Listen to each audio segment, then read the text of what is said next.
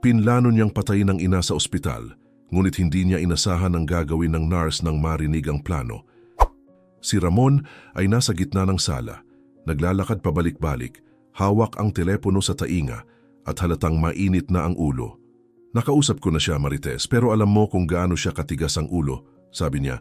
Pilit pinapakalma ang sarili habang ang nobya sa kabilang linya ay paulit-ulit na hinihimok siyang ayusin na ang usaping may kinalaman sa mana.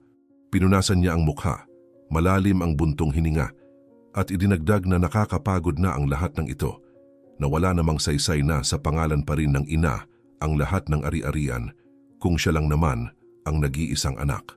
Patuloy ang boses ni Marites, iginiit na kailangan niyang maging mas matapang. Nakarapatan din niyang magkaroon ng seguridad para sa hinaharap at hindi na siya pwedeng maghintay pa.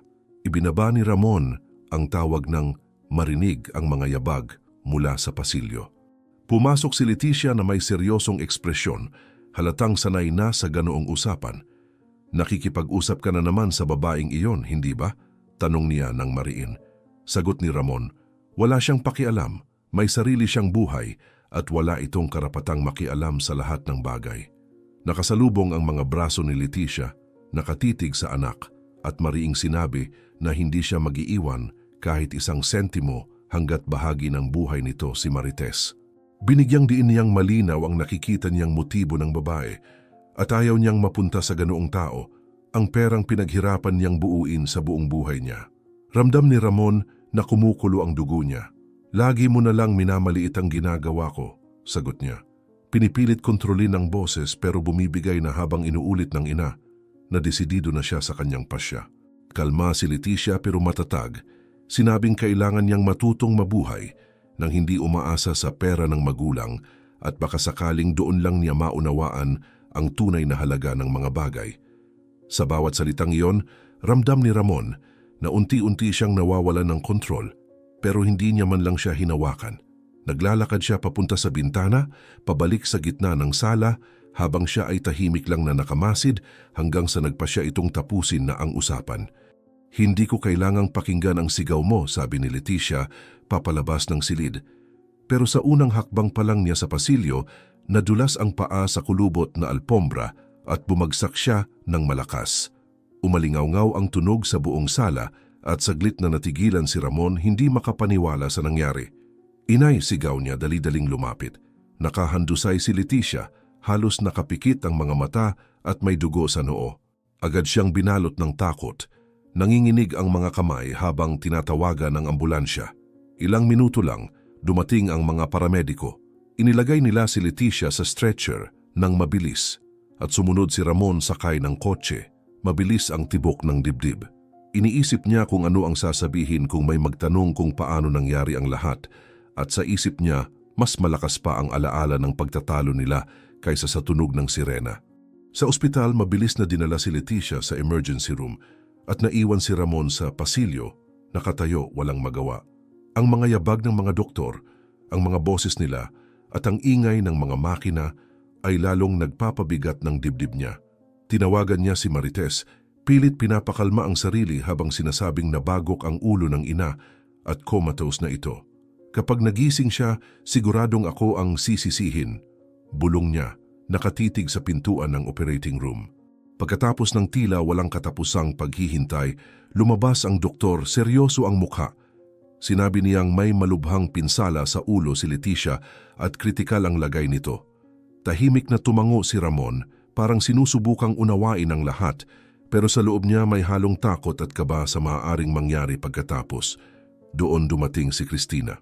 Isang veteranong nurse na may mahinahong mukha at matatag na tinig. Ipinaliwanag niya ang ginagawa ng mga doktor. Inalok ng tubig si Ramon at sinabing gagawin nila ang lahat para mailigtas si Leticia. Nagpasalamat si Ramon pero halata sa mukha niya ang malamig na ekspresyon. Sinasabi niyang nag-aalala siya pero hindi iyon nakikita sa mga mata niya. Sa mga sumunod na oras, paulit-ulit bumalik si Cristina para magbigay ng update tungkol sa mga pagsusuri at gamutan. Napansin niyang laging maingat si Ramon sa pagsagot, para bang sinusukat ang bawat salita. Para sa iba, baka isa lang siyang anak na nag-aalala, pero ramdam ni Cristina na may kakaiba sa paraan ng pagharap niya sa sitwasyon. Pagsapit ng gabi, na-stabilize na ng mga doktor si Leticia, pero malinaw na sinabi nilang maaaring tumagal ng ilang araw o linggo ang koma. Tinanggap iyon ni Ramon nang walang emosyon, saka sinabing uuwi muna siya para magpahinga. Pinanood siya ni Cristina habang naglalakad palayo sa pasilyo, seryoso ang mukha. Kinabukasan bumalik si Ramon sa ospital, halatang puyat at iritable, at dumiretso sa kwarto ng ina nang hindi bumabati sa mga tao sa paligid. Tahimik na nakahiga si Leticia, konektado sa mga makina. Habang si Cristina ay kalmado lang na nagche-check ng vital signs, pinanood niya kung paano pabagsak na inilagay ni Ramon ang jacket sa upuan at naglakad ng paikot-ikot, halatang naiinis, para bang nabubwisit sa tunog ng mga makina. Ganyan pa rin siya? Tanong niya. Tinuturo ang ina nang hindi man lang tinitingnan si Cristina. Tumango ang nurse. Sinabing ginagawa ng mga doktor ang lahat, pero tahimik lang si Ramon at kinuha ang telepono mula sa bulsa. Patuloy na inaayos ni Cristina ang mga gamot at talaan, pero bigla siyang naging alerto nang makita niyang tumawag si Ramon at nagsalita ng mahina. Sa paraan ng pagtawag niya ng mahal sa kausap, madaling hulaan na si Marites, ang nobya niya, ang nasa kabilang linya. Napagdesisyunan ko na, sabi ni Ramon sa telepono, huminto pa sa paglalakad para mas malinaw na makapagsalita. Ngayong linggo na sa gabi at walang makakaalam. Papatayin sandali ang mga makina at iisipin nilang nagkaaberya lang sa kuryente. Mamamatay siya ngayong gabi at matatapos na lahat. Sa sobrang kumpiyansa ng boses niya, ramdam ni Cristina ang bilis ng tibok ng puso niya. Nanatili siyang nakatayo malapit sa pinto, kunway abala sa pagsusulat. Pero sinisipsip ang bawat salita na may kilabot na dumadaloy sa likod niya. Natapos ang tawag at tumingin si Ramon sa ina niyang nasa kama, pabulong na nagsasabi ng kung ano tungkol sa pagtanggi nito sa mana. Pinanatili ni Cristina ang neutral na ekspresyon, pero sa loob niya ay nag-aalab ang tanong kung tama ba ang narinig niya. Hindi siya nagkaroon ng lakas ng loob na magtanong. Alam niyang hindi siya pwedeng magbintang ng walang ebidensya, at ang mahinahong paraan ng pag-alis ni Ramon sa kwarto ay kayang manlinlang ng kahit sino para isipin na isa lang siyang nag-aalalang anak. Sa buong maghapon, hindi matanggal ni Cristina sa isip ang narinig. Naiisip niyang magsumbong sa mga doktor o kahit sa pulis, pero natatakot na sabihing OA lang siya. Kasi nga si Ramon ay laging maayos ang kilos, hindi sumisigaw sa kahit sino, at laging mukhang tutok lang sa kalagayan ng ina niya. Kung mag-aakusa siya ng walang matibay na patunay, baka siya pa ang mapagkamalang tsismosa o hysterical, at iyon ang pinakanakakaparalisa sa kanya. Sa mga sumunod na araw, sinimulan ni Cristina na lihim na obserbahan si Ramon. Araw-araw itong pumupunta, iba-iba ang oras at laging matagal sa kwarto. May mga pagkakataong tumatawag siya kay Marites at naririnig ni Cristina na inuulit niya ang parehong plano na parang aksidente lang na walang pwedeng manisi at na malapit nang mailipat sa pangalan niya ang pera. Sa mga oras na iyon, para bang kumakalam ang sikmura ni Cristina, pero nananatili siyang tahimik dahil hindi niya alam kung paano kikilos o kanino siya pwedeng magtiwala. Samantala, nagkakaroon ng sarili ring problema ang ospital. May teknikong nagbanggit sa pasilyo na may mga makinang pumalpak kagabi at may darating na team para sa maintenance. Mabilis na pinagdugtong ni Cristina ang mga detalye. Iniisip kong alam ni Ramon ito at kung gagamitin niya iyon sa plano niya. Ang ideya na maaring manipulahin ni Ramon ang lahat ng walang bakas ang nagpapaalinsal ng loob ni Cristina. Napansin din niya na 2 beses nang nakipag-usap si Ramon sa mga abogado. Isang beses habang nagpapalit siya ng kumot kay Leticia, narinig niyang si Ramon ay nasa pasilyo, kausap tungkol sa mga testamento, mga ari-arian at sa pangangailangang pabilisin ang mga papeles. Hindi niya narinig lahat, pero halatang nagmamadali ito. Hindi gaya ng isang anak na nag-aalala lang sa kalagayan ng ina. Kasabay nito, nagsimulang mag-usap ang mga doktor na may bahagyang pagbuti ang lagay ni Leticia. May maliliit na reaksyon, pagbabago sa mga resulta, pag-asang baka hindi ganun kalalim ang koma gaya ng inisip noong una. Habang nakikinig si Cristina, naisip niya kung ano ang mangyayari kapag nagising ang pasyente bago matupad ang plano ng anak. Ang simpleng posibilidad na magbukas ng mata si Leticia at magsalita tungkol sa narinig bago ang aksidente ay pwedeng bumaligtad sa lahat at lalo yung nagpapakaba kay Christina. Lumipas ang mga oras at ramdam ni Christina ang lumalaking tensyon tuwing dumarating si Ramon. Paulit-ulit niyang naisip na magsalita sa direktor ng ospital pero naaalala niya na kung walang matibay na ebidensya, salita lang niya iyon laban kay Ramon at masyadong kumbinsido ang porma ng lalaki para pagdudahan ng sinuman. Lalo na't kapag nagsasalita ito ng mahina, palaging nasa mga sulok at laging maingat sa mga sinasabi sa ibang tao. Malakas ang ulan sa labas matapos ang napakaraming araw ng katahimikan. Dahan-dahang iminulat ni Leticia ang mga mata niya. Ang liwanag mula sa bintana ay nagpabulag sa kanya sandali habang sinusubukang makilala ang kwarto, ang mga makina sa tabi ng kama. At si Christina na halos napabuntong hininga sa ginhawa nang makita ang galaw. Kumalat agad ang balita sa mga pasilyo at nagdatingan ang mga doktor para suriin ang vital signs, mga reflex at kalagayan ng utak ng pasyente. Ang matinding tensyon ng mga nakaraang araw ay napalitan ng mga tahimik ng ngiti kasi hindi pangkaraniwan ng ganitong biglang paggaling. Mahina pa si Leticia nang subukang magsalita pero hinawakan ni Christina ang kamay nito at bumulong. Huwag mo na ngayon. Kailangan mo pang magpahinga. Hintayin muna natin ang kumpirmasyon ng mga doktor saka na tayo mag-usap. Kinumpirma ng mga doktor na ligtas na siya pero kailangan ng ganap na pahinga. Nang mag-isa na lang sila pagkalipas ng ilang oras, hinila ni Christina ang isang upuan, tumingin sa mga mata ni Leticia at mahinang nagsabi, "Kailangan kong ikwento ang lahat ng nangyari habang wala ka. Kailangan mong malaman." Tumingin si Leticia ng mabuti at nagpatuloy si Christina. "Narinig ko si Ramon sa telepono kay Marites. Plano niyang patayin ang mga makina para magmukhang aksidente. Akala ko noong una nagkamali lang ako ng dinig, pero napakaraming beses ko na siyang narinig. Palaging may lamig ang boses. May araw at oras na siyang itinakda. Ayokong maniwala, pero wala na talagang duda." Huminga ng malalim si Leticia bago sumagot. "Hindi na ako nagulat. Alam ko nang nagbago na si Ramon. Lason si Marites sa isip niya at pinabayaan niya iyon. Hindi na siya ang anak na pinalaki ko." Tiningnan siya ni Christina na may lungkot. "Hindi niya alam na buhay ka. Ano ang plano mong gawin ngayon?" Nanatiling matatag ang boses ni Leticia kahit halatang pagod na siya. "Bago pa man nangyari ang aksidente, binago ko na ang testamento. Hindi na tagapagmana si Ramon ng kahit ano. Ni hindi niya alam yon. Nagdesisyon ako nang mapansin kong tinitingnan niya ako na parang hadlang sa pera. Ayokong maniwala pero masyadong malinaw ang lahat." Sandaling nag-alinlangan si Christina bago siya nagtanong, "At ngayon, baka oras na para pigilan ang plano niya bago may mas malalang mangyari." Tumingin si Leticia sa kisame, huminga ng malalim at sumagot, "Hindi ko lang gustong mailigtas ang sarili ko, Christina. Gusto kong harapin niya ang ginawa niya. Gusto kong makita ng lahat kung hanggang saan siya umabot. Hindi sapat na pigilan lang. Kailangan niyang makaharap ang katotohanan at ang mga kahihinatnan." Kumunot ang noo ni Christina. "Ibig mong sabihin hahayaan mong subukan niya?" Bahagyang tumango si Leticia. "Oo, magpapanggap akong wala pa ring malay. Hindi siya pwedeng makaalam na gising na ako. Kung kaya niyang patayin ang lahat ng makina nang iniisip na papatayin niya ako, walang pwedeng magsabi na nagkamali lang siya. Pero gusto kong nandito ang pulisya, gusto kong nasa batas ang lahat." Huminga ng malalim si Christina, halatang nagdadalawang isip. "Delikado ito. Sigurado ka ba na gusto mong ituloy?" Hinawakan ni Leticia ang kamay niya nang mas mahigpit kaysa inaasahan. "Sigurado ako. Wala na akong mawawala.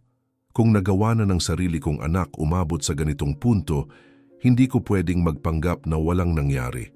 Kailangan kong makita kung sino talaga siya." Sa mga sumunod na oras, nagsimulang kumilos si Christina. Una niyang kinausap ng palihim ang mga doktor at ipinaliwanag ang lahat. Walang pwedeng magsabi ng kahit ano, kahit pasyente o empleyado. Kapag may kutob siya, baka hindi na siya dumating, paliwanag niya. Nagulat ang mga doktor pero pumayag silang itago ang sikreto at nagplano kung paano panatilihing umaandar ang mga makina kahit subukan ni Ramon patayin ang mga ito. Pagkatapos tumawag si Christina sa mga pulis.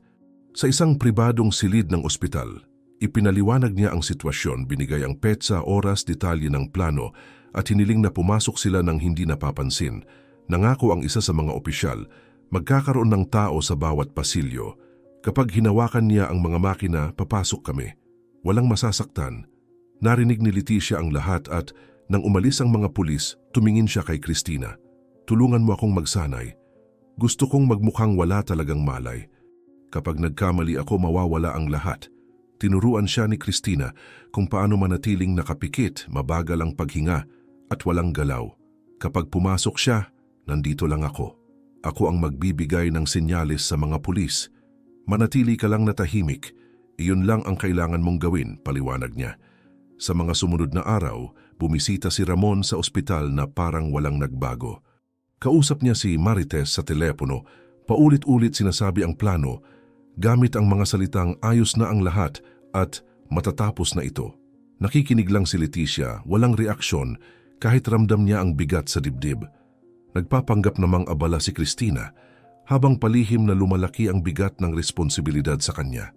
Nang dumating ang araw na itinakda, parang normal lang ang ospital, pero may mga pulis na nagkukubli sa bawat pasilyo, mga doktor na handang panatilihin ang mga makina, at mga nurse na alerto sa kahit anong senyales. Inulit ni Cristina ang mga tagubilin at sinabi kay Leticia, matatapos na ito, kaunting oras na lang. Nanatiling matatag ang tingin ni Leticia kahit ramdam niya ang kaba. Hindi ko lang gustong mabuhay, sabi niya kay Cristina. Gusto kong makita niya kung paano bumagsak ang lahat sa harap niya.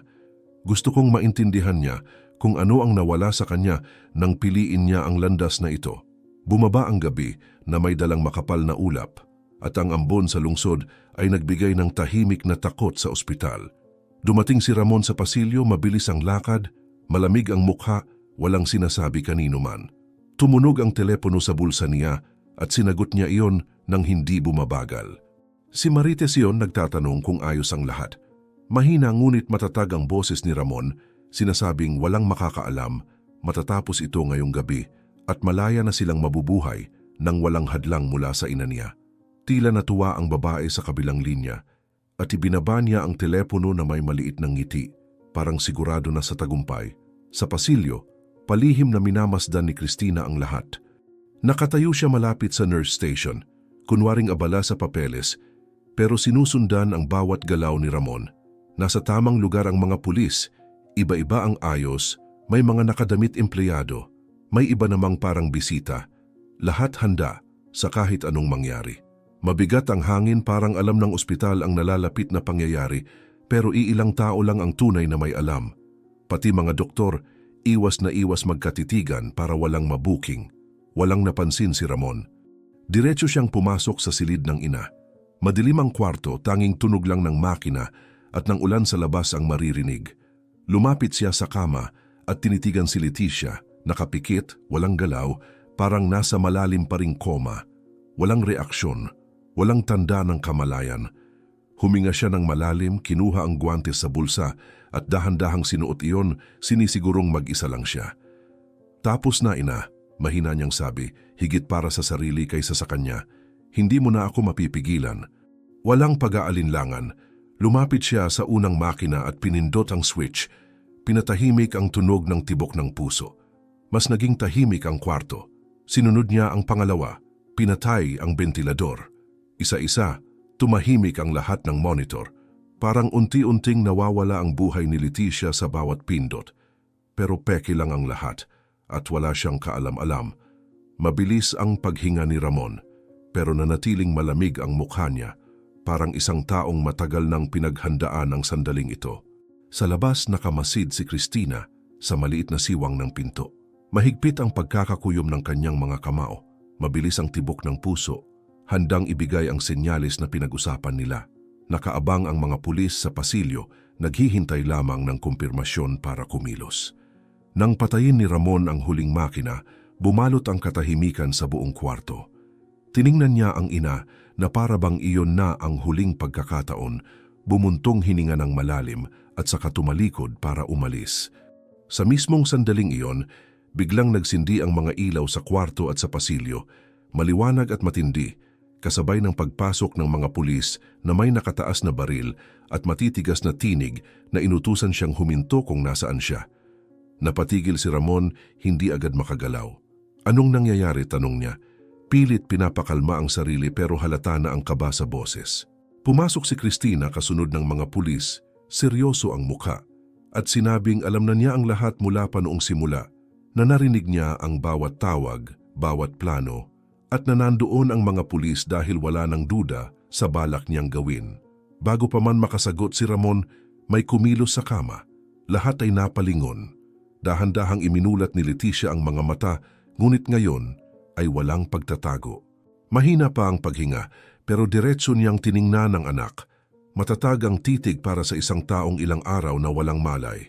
Gising ako sa buong panahon, mahinahon, ngunit malinaw niyang sinabi.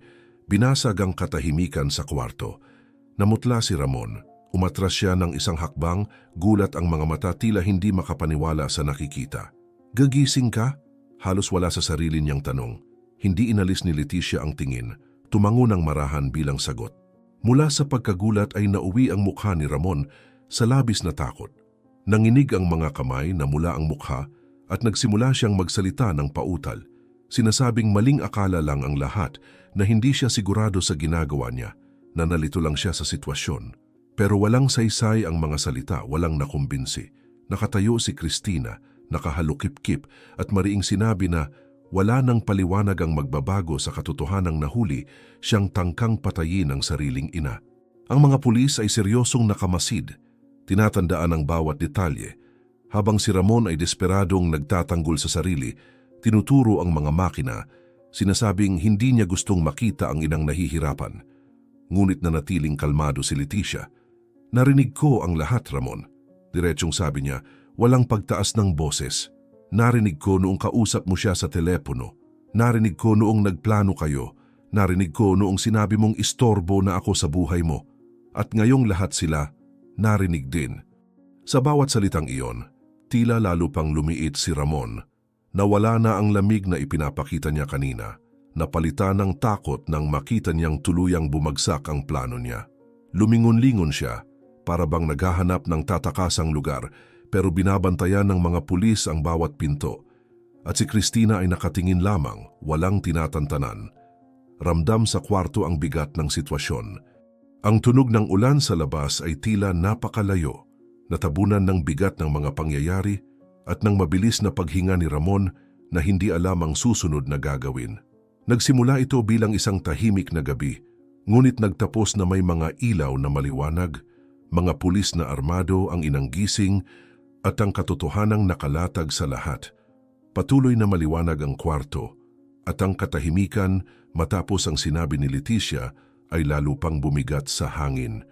Nakatayo ang mga pulis naghihintay ng utos habang si Ramon ay naguguluhan kung paano lahat ito sumablay. Huminga ng malalim si Leticia at diretso ang tingin sa anak, nagsalita ng may lakas na ikinagulat ng lahat. Akala mo ba pera lang ang dahilan ng lahat ng ito, Ramon? Panimula niya. Alamin mong bago pa man ang aksidenteng ito, matagal ko nang binago ang testamento. Matagal ko nang alam na hindi na kita mapagkakatiwalaan. Nanlaki ang mga mata ni Ramon. Umusad ng isang hakbang, tila hindi makapaniwala. Anong sinasabi mo, inay? Binago mo ang testamento? Hindi pwede yan. Galit at gulat ang tono ng boses niya. Manatiling kalmado si Leticia, walang natitinag sa desperasyon niya. Oo, binago ko at uulitin ko kung kinakailangan, sagot niya. Nalulung ka sa kasakiman, Ramon. Pinairal mo ang babaeng iyon na pera lang ang iniisip. Ngayon, wala ka nang mamanahin. Kapag nawala ako, mapupunta ang lahat ng yaman sa mga institusyong tumutulong sa nangangailangan. At least sila may mabuting magagawa sa mundo. Sa iyo, puro kabiguan lang ang ibinigay mo. Umiling si Ramon, mabilis ang paghinga. Hindi pwede yan. Para sa atin ang lahat ng ito para may seguridad tayo. Hindi mo naiintindihan. Pinaniwala niya akong ito ang tama para sa lahat. Hindi mo pwedeng tanggalin ang lahat sa akin. Halos pasigaw na ang boses niya. Itinaas ni Leticia ang kamay, tahimik ngunit mariin. Pwede ko at ginawa ko na, sagot niya. At higit pa roon, mabubuhay pa ako ng matagal. Pero ikaw, Ramon, sa loob ng maraming taon mabubulok ka sa kulungan, binabayaran ang ginawa mo sa akin. Lumapit ang isang pulis ngunit agad na nagsalita si Cristina. May dala siyang folder at mariing sinabi, kompleto na ang ebidensya. may pahintulot ni Leticia na record namin ang lahat mula nang magising siya. Mga tawag-usapan, pati ang mga sandaling pinipilit siya ni Marites na kumilos. Wala nang duda sa kasalanan nilang dalawa. Kinuha ng babaeng pulis ang folder, mabilis na sinilip at nagbigay ng senyales sa dalawang kasamang umalis ng kwarto papuntang labasan ng ospital. Hahabulin natin ang babaeng iyon ngayon din, mariin niyang sabi. Tumingin si Ramon sa paligid, desperado, na parang naghahanap ng kakampi. Hindi niyo naiintindihan, nagsisinungaling siya, sigaw niya, itinuro ang ina. Itong testamento, lahat ng kwentong ito, hindi totoo ang mga yan. Hindi niyo pwedeng paniwalaan ang sinasabi lang niya. Hindi tumigil sa pagtitig si Leticia kahit saglit. Ikaw mismo ang nagbulgar, Ramon. Sobra kang nagsalita sa telepono, narinig ka ng lahat. At kahit ngayon harap-harapan sa mga pulis, sinusubukan mo pa ring baligtarin ang sitwasyon. Wala nang atrasan, sabi niya, may lungkot sa boses na nagtatago ng taon ng pagkadismaya. Lumapit ang dalawang pulis at malinaw na sinabi, Ramon, inaaresto ka sa kasong tangkang pagpatay at sabwatan para sa pagpaslang. Umurong siya ng isang hakbang, itinaas ang mga kamay. Hindi, maawa kayo, hindi niyo pwedeng gawin ito sa akin. Anak niya ako. Sigaw niya na para bang sapat na dahilan iyon para hindi siya hulihin. Matatag ang boses ng babaeng pulis, dahil anak ka niya, mas mabigat ang kasalanan mo. Tahimik na nanonood si Cristina habang patuloy ang pagsigaw ni Ramon. Minamanipula niya ako, hindi niyo ba nakikita? Gusto niya laging kanya ang lahat, wala siyang pakialam sa akin. Sigaw niya, nagpupumiglas habang hinuhuli ang mga kamay niya sa likod. Inilagay ang posas at ang tunog ng bakal ay umalingaw-ngaw sa tahimik na kwarto. Huminga ng malalim si Leticia, tinitigan ang anak sa huling pagkakataon. Sinubukan kitang iligtas sa sarili mong kapahamakan, Ramon, sabi niya, nanginginig pero matatag ang boses. Pero pinili mo ang landas na ito. Ngayon pagbabayaran mo ang ginawa mo. Namumula ang mukha at nanlalaki ang mga mata ni Ramon. Humarap siya kay Cristina na parang humihingi ng awa. Alam mo, hindi ba? Ikaw ang may pakana para sirain ako. Sigaw niya, halatang nagkahalo ang galit at takot. Hindi natakot si Cristina. Narinig kong pinaplano mong patayin ang sarili mong ina. Tungkulin kong pigilan ka. Kung ibang pasyente ang nasa sitwasyon na ito, pareho pa rin ang gagawin ko, sagot niya. Hindi itinaas ang boses. Sinimulan na siyang ilabas ng mga pulis pero nagpumiglas si Ramon at umalingaw-ngaw ang sigaw niya sa pasilyo. Pagsisisihan niyo to, lahat kayo. Hindi dito matatapos to. Sigaw niya habang kontrolado ng mga pulis ang sitwasyon. Kalma ang tugon ng isa sa kanila. Matatapos to, Ramon. Bahala na ang hustisya. Pumikit si Leticia sandali, parang nanghihina pero pinipilit ang sarili bago nagsalita ng mababa pero malinaw. Tapos na. Sa wakas, makahihinga na ako ng maluwag. Hinawakan siya sa balikat ni Cristina at sinabi, hindi ka na niya masasaktan muli, Leticia. Harapin na niya ngayon ang lahat ng ginawa niya. Habang dinadala si Ramon na patuloy pa rin sa pagsisigaw na hindi pa tapos ang lahat, lumapit ang babaeng pulis na naiwan sa kwarto at tiniyak kay Leticia. Siguro nasa kalsada na rin ngayon ang team na huhuli kay Marites. Mananagot din siya kasama niya. Tumango ng mabagal si Leticia at mahina pero malinaw na sinabi, managot sila. At magsilbi sanang aral to sa lahat ng nag-iisip na pwede nilang traidorin ang sariling dugo ng walang kapalit. Mula sa pasilyo, unti-unting humina ang sigaw ni Ramon hanggang tuluyang nawala. Naiwan lang ang tunog ng mga makina at ng ulan sa labas. Ilang araw ang lumipas mula nang maaresto si Ramon at sa wakas tila nakahinga ng maluwag ang ospital matapos ang sobrang tensyon. Pinalitan ng araw ang mahabang pag-ulan pero sa presinto mabigat pa rin ang hangin. Natagpuan ng pulis si Marites sa isang maliit na bahay na tinataguan niya at ang pagkakahuli sa kanya ay umagaw ng atensyon ng mga usisero at mamamahayag na gustong malaman ang bawat detalye ng kaso. Nang dinala siya sa interrogation room, nanatili siyang malamig ang ekspresyon. Paulit-ulit na itinatanggi na may alam siya at na hinding-hindi raw niya hinikayat si Ramon na saktan ang sariling ina. Pero nagbago ang lahat ng ilapag ng hepe sa mesa, ang mga recording na ibinigay ni Cristina, na may pahintulot ni Leticia, na malinaw na nagpapakita ng mga tawag nila ni Ramon. Sa mga audio, Maririnig ang boses ni Marites na nagmamadali, sinasabing masyado nang matanda si Leticia para hawakan pa ang kayamanan at na ang aksidente ang tamang pagkakataon para ayusin ang lahat. Nang marinig ang sarili niya, namutla ang mukha ni Marites. Kinukuha niyo yan sa maling konteksto.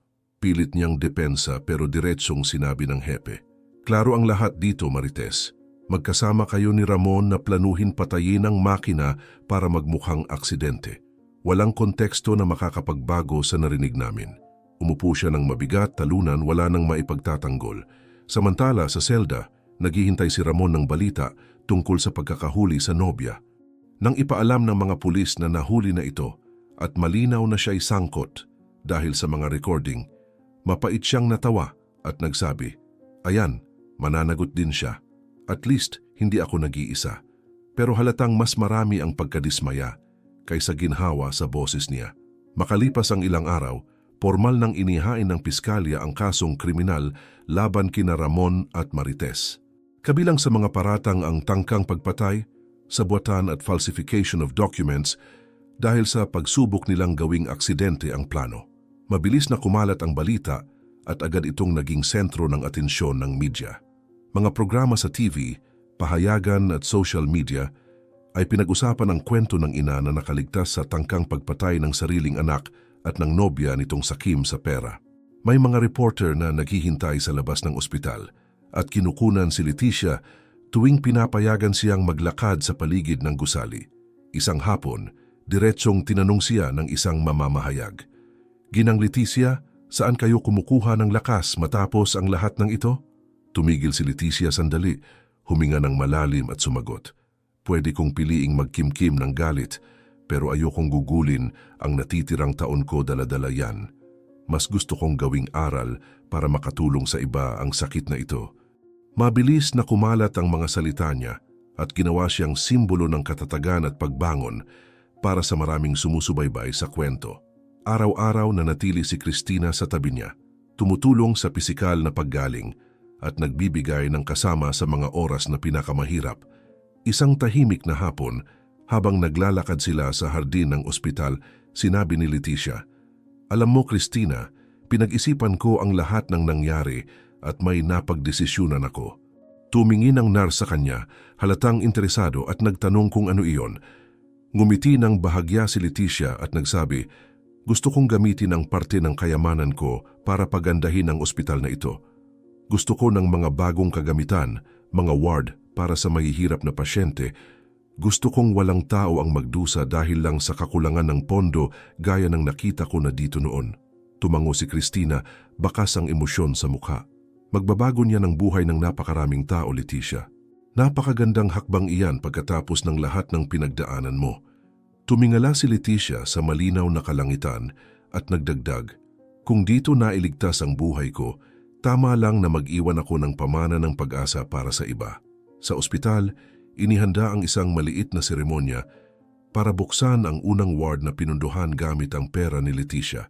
Naroon ang mga doktor, pasyente at mamamahayag ng magsalita siya. Ngayon, hindi lang natin ipinagdiriwang ang mga bagong pader at kagamitan, ipinagdiriwang natin ang mga buhay na maliligtas, ang mga pangarap na magkakaroon ng pagkakataon at ang katiyakan na may mabuting pwedeng ipanganak kahit mula sa pinakamalalakas na unos. Tinawag si Cristina sa entablado kaagad. Pagkatapos, tumanggap ng opisyal na parangal mula sa pamunuan ng ospital dahil sa kanyang tapang na isiwalat ang plano at protektahan si Leticia. Mahinahon siyang nagpasalamat, sinasabing, "Ginawa ko lang ang dapat gawin ng kahit sinong propesyonal sa kalusugan. Misyon namin ang alagaan ng buhay, anuman ang kapalit." Nang matapos ang lahat at nagsimulang umalis ang mga tao, nanatiling nakaupo si Leticia ng ilang minuto, pinagmamasdan ang paligid. Lumapit si Cristina at tinanong kung ayos lang siya. Ngumiti si Leticia at sumagot, "Sa unang pagkakataon pagkatapos ng mahabang panahon, oo. Ngayon pwede na akong magsimula muli ng walang takot. Salamat sa pagtutok hanggang dito. May inihanda kaming isa pang espesyal na kwento. Para sa iyo, lumalabas na ito ngayon sa screen mo. I-click mo lang para mapanood. Sa mundong puno ng sakit na madalas nananatiling tahimik, pinili mong makinig hanggang dulo. Kung tinamaan ka ng kwentong ito, mag-subscribe ka. Malaking tulong iyon para patuloy naming maipakita ang mga totoong karanasan na karapat-dapat marinig. Ikomento mo rin kung saan ka nanonood. At kung kaya mo, ishare mo rin. Maaring maliit lang ito, pero ang pagpapakalat ng kwento ng pagbangon ay pagpapakalat din ng pag-asa.